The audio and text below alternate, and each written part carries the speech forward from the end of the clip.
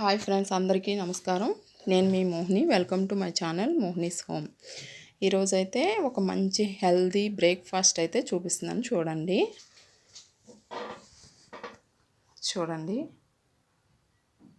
Veg pulao చేశానండి.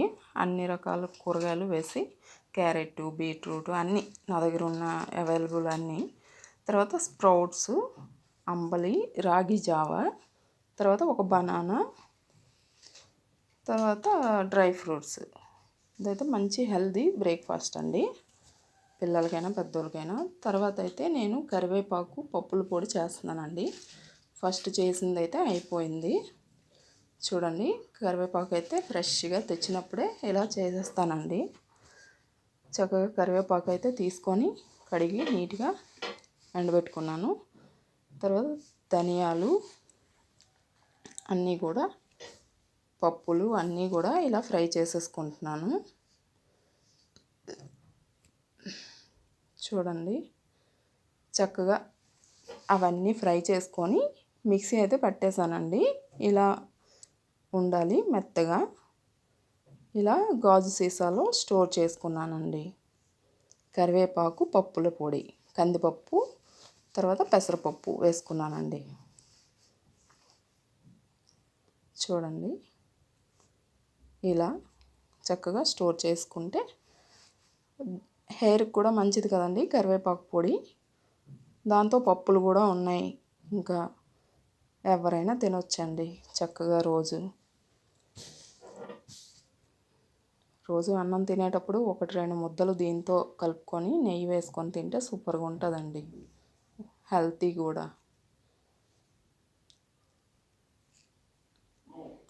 తర్వాత అయితే ఈరోజు నేను కిచిడి చేస్తున్నానండి. దానికోసం ఈ మసూరి దాల్ అండి, ఇది ఎర్ర కందిపప్పు,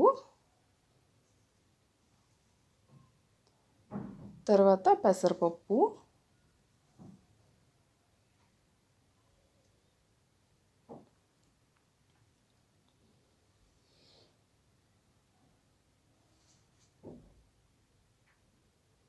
తర్వాత కందిపప్పు కూడా సేమ్ క్వాంటిటీలో 3 రకాల పప్పులు తీసుకున్నానండి.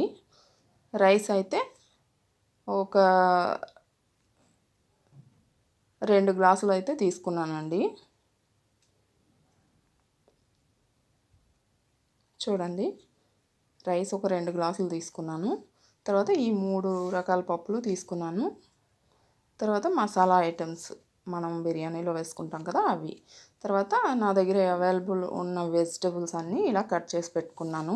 క్యారెట్, ఆలు, తర్వాత బీట్రూటు, కరివేపాకు, కొత్తిమీర, తర్వాత మిరపకాయలు, పచ్చిమిరపకాయలు, ఉల్లిపాయలు కట్ చేసుకున్నాక ఇలా కుక్కర్ అయితే పెట్టేసుకున్నానండి స్టవ్ మీద. స్టవ్ వెలిగించుకొని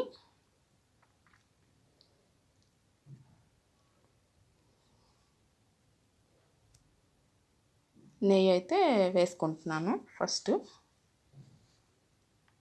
చూడండి, ఈ నెయ్యి అయితే నేను చేసిందేనండి.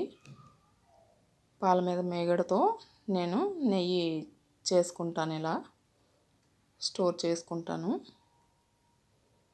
చూడండి, ఒక 2 స్పూన్లు అయితే నెయ్యి వేసుకున్నాను. తర్వాత కొంచెం వేడెక్కాక పచ్చిమిరపకాయలు,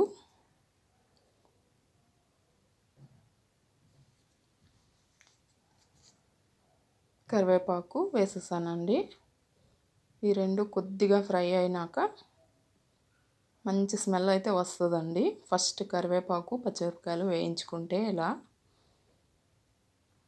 అది నెయ్యి ఒకటి వేసుకున్నాం కదా, కమ్మనైన స్మెల్ వస్తుంది.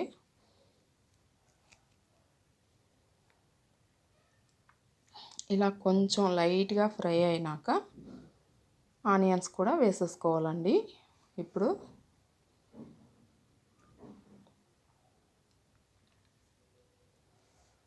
చూడండి, ఆనియన్స్ అయితే వేసేస్తున్నాను. అవి కూడా బాగా కలిపేసుకోవాలండి.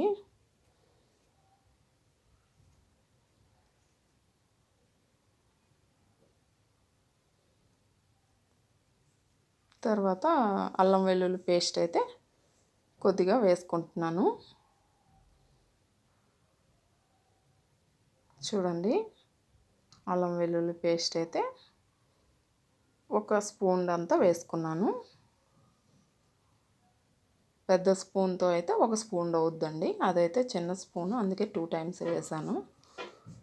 తర్వాత ఈ కూరగాయలన్నీ వేసేసి శుభ్రంగా కలిపేయాలి. ఈ కూరగాయలన్నిటికీ సరిపడగా సాల్ట్ అయితే వేస్తున్నానండి. తర్వాత మళ్ళీ చూసుకొని రైస్ వేసినాక సాల్ట్ అయితే వేసుకోవచ్చు. తర్వాత పసుపు కూడా వేసేస్తున్నాను.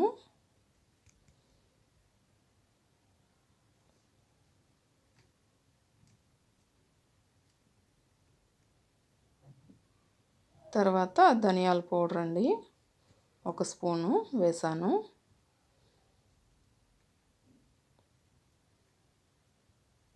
తర్వాత జీలకర్ర పౌడర్ కూడా వేసుకున్నాను, 1/2 స్పూను.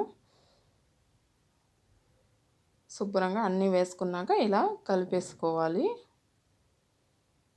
కారం కూడా వేసేసానండి, 1 స్పూను. తర్వాత అవి వేగుతుంటాయి. ఈ లోపల బియ్యము పప్పులు కలిపి ఉంచుకున్నాను కదండి, అవన్నీ నీట్గా కడిగేసుకున్నానండి. ఒక 3 టైమ్స్ కడిగేసుకున్నాక ఇలా వాటర్ అయితే వేసేసుకుంటున్నాను. చూడండి, చక్కగా వాటర్ అయితే వేసేసుకున్నాను. మనం రోజు వేసే వాటర్ కంటే కొంచెం ఎక్కువ వేసుకోవాలండి. ఈ కిచిడీకి అయితే సాఫ్ట్గా మొత్తం అన్నీ కుక్ అయిపోవాలి కదా, మెత్తగా అయిపోవాలి, చాలా బాగుంటుంది.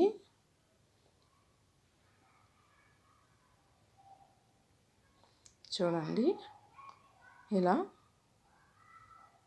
రైస్ పప్పులు కలిపి వేసేసుకోవడమే.